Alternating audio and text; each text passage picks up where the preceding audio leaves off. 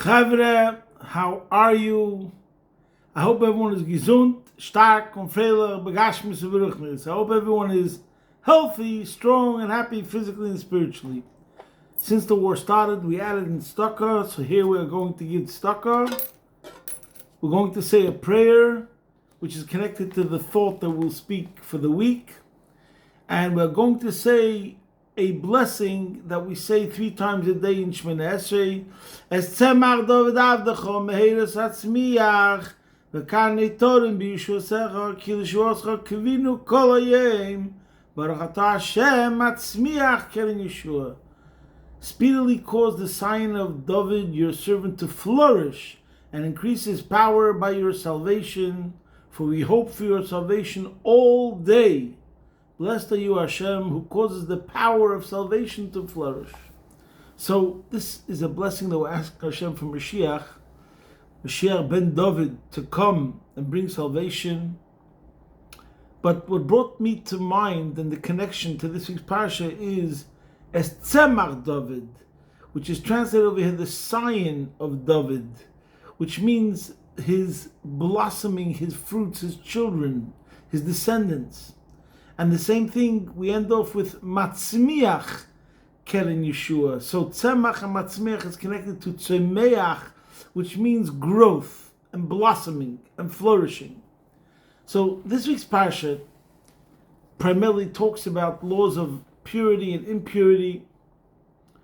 But what I'm going to discuss today is really a Hasidic interpretation to the verse, which is not really connected to the literal meaning of the topics which are discussed, but nevertheless, in the light of Hasidus, the subject matter is one of the most relevant, all-encompassing concepts and subjects in Hasidus, which is inner character development, and connected to something which I believe is in the hearts and minds of every single person, and that is, and we've spoken about this before, about return on investment.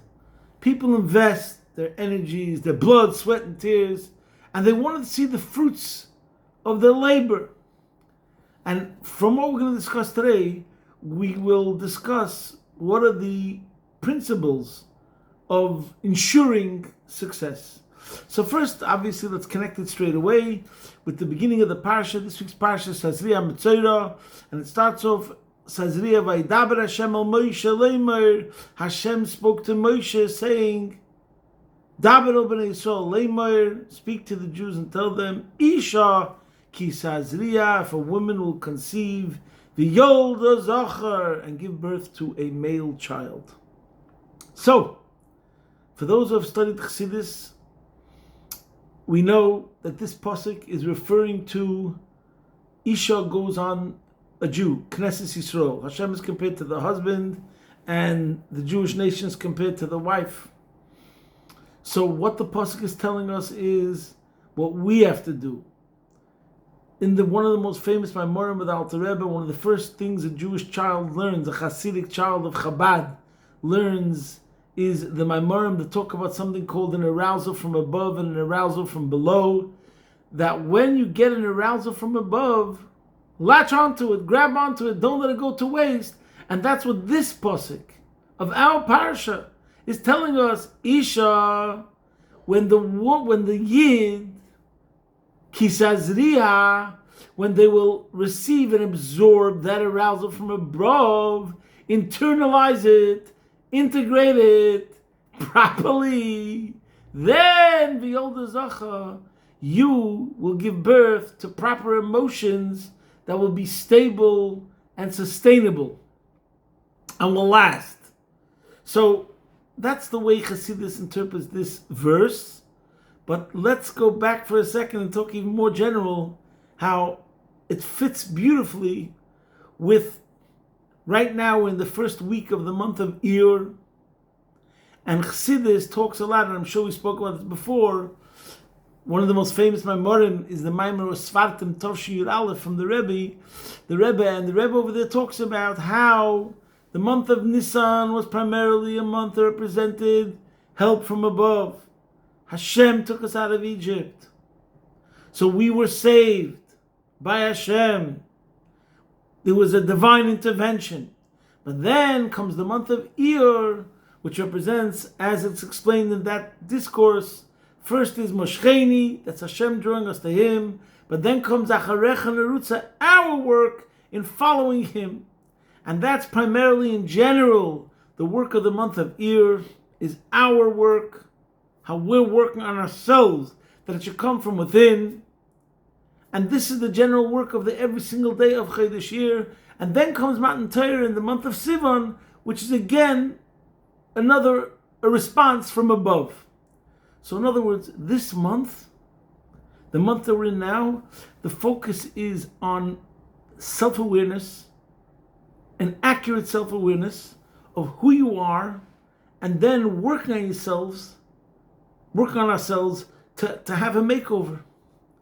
So for me personally, this is a very exciting time of the year where we analyze ourselves. Every night we count another sphira, which is another character attribute in ourselves, and we think about what that character attribute is and how we could improve it and make it better. So therefore now we see perfectly the connection of the month this week that we started, Iyar, which represents our refinement, how we're working on ourselves. And together with that comes the message immediately from this week's Parsha, Isha, when the person from below, Ki Tazria, will work on himself and absorb it properly, then V'yolda Zachar, she will give birth to the emotions. Now, one more thing has to be said, everyone knows, I am a Chabad Chassid. I try to be. And for those who have studied the Hasidic movement, starting from the Baal Shem Tov, and then there's the difference, the distinguishing contrast between Chabad and all the other Hasidic movements. So, just so you should know, the true difference is that Chabad believes in every single person going on their character development therapy. Meditation, that's what Chabad is. The three intellectual attributes, Chochmah, Bina, Das. I'm not going to elaborate now. And the system, see Tanya chapter 3, which is a side point, just so you should know, that the Tanya, which is the Alter Rebbe's masterpiece and where he lays down his whole movement and the whole idea behind the movement, the ideology. So we see that immediately at the beginning, already in chapter 3, after he says you have a divine soul, straight away in chapter 3, he describes how the intellect, and this is what's relevant to our discussion here, your intellect is called the mothers, and your emotions are called the children. He calls the intellect the imos, and he calls the emotions the children. So now, what I intend to do is to take what the Rebbe discusses in a Maimer, L'tia Mishakela, where there's a verse in the Torah which says you should not be barren, and you should not have children, you should not have an experience of a stillborn. And he explains in that Hasidic discourse what does it mean in relation to intellect and emotions. And we're going to discuss it here, that this is, according to Chassidus, what does it mean over here? Isha ki Tazria v'yolda zachar. My friend, if you want to see the fruits of meditation, call it meditational therapy, call it cognitive therapy, call it inner character transformation. So today we're going to discuss what are the fundamental principles that you should succeed and see the results. Tzemach, tzemeach, to have healthy, strong, proper children emotions. So what the Maimer in Tafshin Yud Beis explains, how is it that first of all you shouldn't be barren? And he says two reasons why a person's barren. The first reason is some person might not even have a womb. What can you do? They're born with such a defect. But what does it mean spiritually speaking? That a person doesn't have a womb doesn't mean you don't have a womb. It means that you did something that right now is considered as if you don't have a womb spiritually. And what is that? When you decide that you will not be receptive, when you close your ears and your eyes and you say, I don't want to hear, I'm not interested, that means that you're not even receptive. You haven't left an opening for the truth to be able to enter, bichlal in general. So that's the first reason why, let's say a person, it's called timtum hamoyach, a dullness of the brain, you're not going to even get intellectually excited at all if you're not even letting any of the intellect come into your head. In other words, let's talk about and why. And he explains, because kli mole eine machzik, because you're full of yourself. When you are full of yourself, your interests, your desires, you're chasing after materialism, whatever it is, you're completely full of yourself, you're not leaving any room for anything else. Just like physically, if you have a book and the book is taking place on a bookshelf, it occupies space. It's verneemt an Ort. So, because that space is being occupied, it doesn't leave room for another book to be able to go into that space. It's almost similar to the saying that they say, you need a lot of faith to be an atheist. In other words, you're closing your intellect from being able to conceive. Isha ki Tazria. In order to be Tazria, it means you have to receive. You have to receive, to absorb, in order to conceive. If you're not absorbing, you're not letting anything come in there in the first place. In general, I think we've spoken about this many times. Real intellect doesn't mean about having a good head. Real intellect, true intellect, the good intellect means that you come to the truth, obviously. And how do you come to the truth? As we spoke many times, and it's explained in Chassidus, that seichel meant a mezeter zach wie de zach is. Intellect means that you're able to see the reality as the reality is, without going to something, approaching something with your preconceived notions or your preconceived agendas or bias, etc. So you make yourself empty to be receptive, to be able to see the truth, that the truth should reveal itself to you. So that's what it means to be objective. And the only way to be objective is through being humble and through making space for the truth to be able to come into you. That means you have to empty yourself from your preconceived notions, from your agendas and biases, etc., and prejudices. And by the way, coming from Pesach, if I remember correctly, one of the Rebbe explains some of the difference between chametz and matzah. They have the same letters except for the ches and the hey. There's a mem and there's a tzaddik in the word chametz, and there's a mem and a tzaddik in the word matzah. But matzah has a hey and chametz has a ches. And what's the difference between a hey and a ches? The Rebbe explains the hey has a window on top, and the ches is completely closed. What does it mean, a window on top, an opening on top? An opening to something higher than yourself.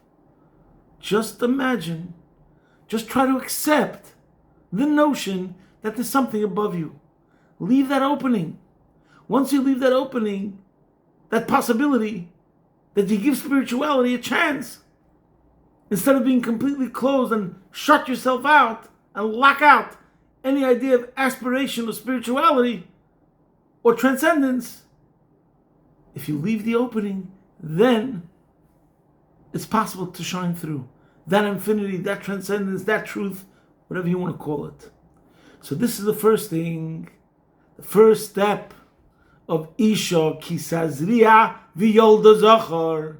If you want it to be a Tazria, you have to have the womb, a place, a space that can receive. That's the first thing, an opening. Be receptive, give it a chance. That's one level of a person that could be barren, is because they're shutting it out. They're shutting out any receptivity. A second case, the Rebbe explains, is that they allow it to come in, but they don't work with it. What it means is that even after, like for example, when it comes to planting, so there's sowing, there's planting, there's work, watering, it has to be nurtured. In other words, the gestation period in order to come to a child. And what the Rebbe explains in the Maimon L'Tiyum Shakela means it's not only enough to be receptive, to allow the truth to come in, but then you have to nurture it a bit. It involves the work. And the work he calls Oir Zarua Latzadik, that's connected to the seed being implanted. We need Torah, we need mitzvahs, we need to feed that truth, that the truth should become implanted in a solid way, that it's not shaky. In other words, it takes time. Just like when it comes to any other profession, I see this all the time. The Bacher, he learned secular studies all his life. He comes to yeshiva after 6 months or after a year, and let's say he doesn't see the point of it so much. He doesn't see the results. It's not something necessarily you can touch with your hands, especially if we're talking about character. And he's getting, ants in his pants, becoming itchy. He wants to move on. Should I go to university now? And I tell them a simple thing, when it came to human logic, human intellect, which is limited, you've been studying it primarily, that was the main focus in your life for the last 12 years.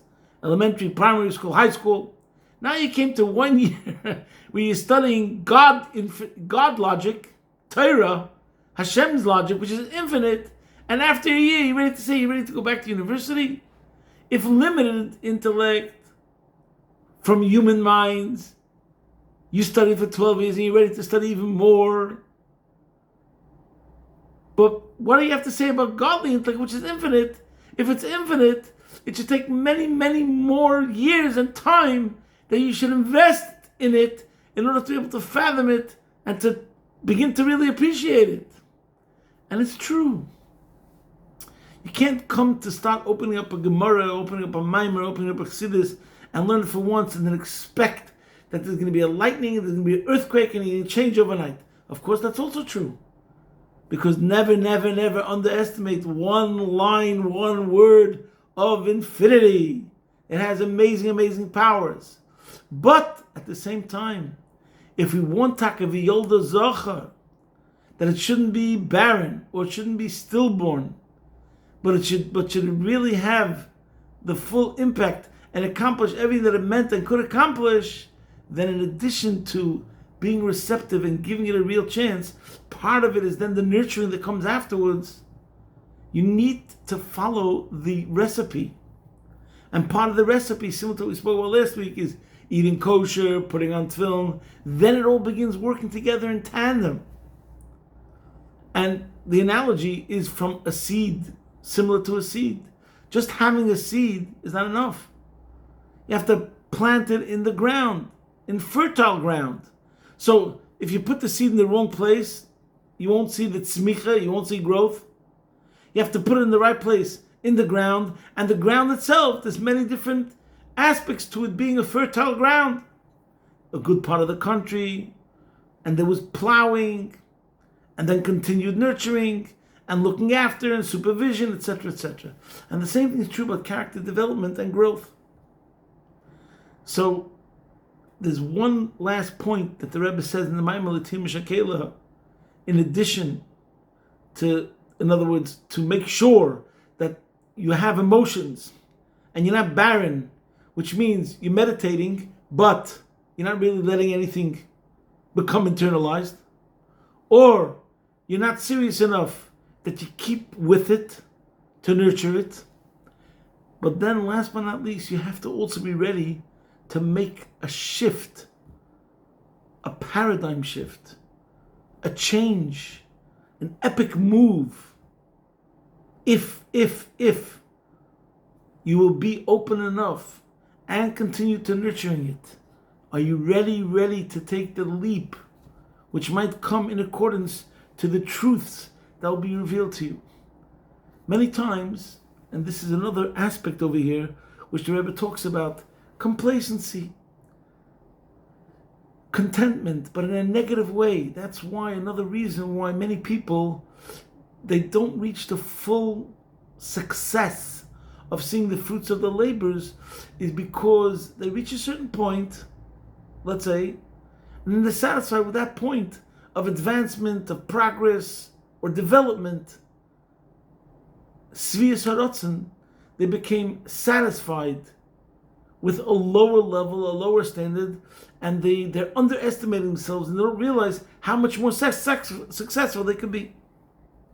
So this is the general message of the Maimon Leitim Shakela, and this is the general message of the weeks that we're in now, and the Avodah, the inner character development, and this is what therapy concerning meditation, intellect, and emotions, and the most fundamental principles of Chabad Chassidus. Number one is that make room for the truth. Be receptive. Open up your ears. Like the hay, leave an opening. Number two, you have to continue to nurture it. Not just a one-time thing that you're being receptive. You have to follow the recipe which is Torah, mitzvahs, sit by a Hasidische Verbringen, etc. And number three, don't let yourself be satisfied with less, because then it becomes stilted and you stop. So this process of meditation and giving birth to healthy, sustainable, long-term children means everything we said before, and Hashem should help that we should see the results. And we should see the results in all areas of our life. Wherever there's investment, we should see the fruits. This week was also the birthday of the Rebbe Maharash Beis Ir. So just to give an examples, and he was very sharp, and he had some aphorisms that are just like one line, but they're so life-changing. One of the lines that he said was, Ich darf ist timtum ha-moyach. Ich will is timtum ha-lev. Which means, I need is a dullness of the mind, a blockage of the mind. I want is a dullness of the heart, a blockage of the heart. So, Ich darf, I said I need. So it's already talking about the person who's full of himself. A full vessel cannot receive. It's number one is the Ich, I. And I decided I need. You need. Something's wrong with your math. Who said you need? It's not true, you don't need, let's say. So in other words, the Rebbe Maharash was saying sometimes when a person comes to a conclusion and he says, I need, he decided something is a necessity, he's making a mistake. And it's because of Timtum HaMoyach. Something's being compromised with his intellect. It's crooked, he's coming to a wrong conclusion. And then, Ich will, I want, is Timtum HaLev. You want, in other words, it's a desire. But it's going in the wrong direction. Who says because you want, it's something that you should have? Maybe it's dangerous. Maybe it's wrong, etc., etc. So the Rebbe should help. Every single one of us should take the message of these weeks that we have to work, Isha, Ki Tazria. We have to do our work of planting, sowing, meditation, self-examination, desire to grow, to develop, etc. Personal growth. And we should see V'yoldo Zachar. We should see permanent, stable results. And the same thing is, like it's brought down in the Mefarshim, I think the Orach Chaim says, Isha Ki Tazria V'yoldo Zachar is going on Mashiach. Isha Ki Tazria is the Avodah of Bnei Yisrael. V'yoldo Zachar, through our Maseinu V'avidiseinu, this causes the ultimate result and the ultimate fruits of the Gula Mitzvah Shlema, take it from a Yad Mamish, posting from my home, Be'ez Hashem Yisbarach, your man in Melbourne.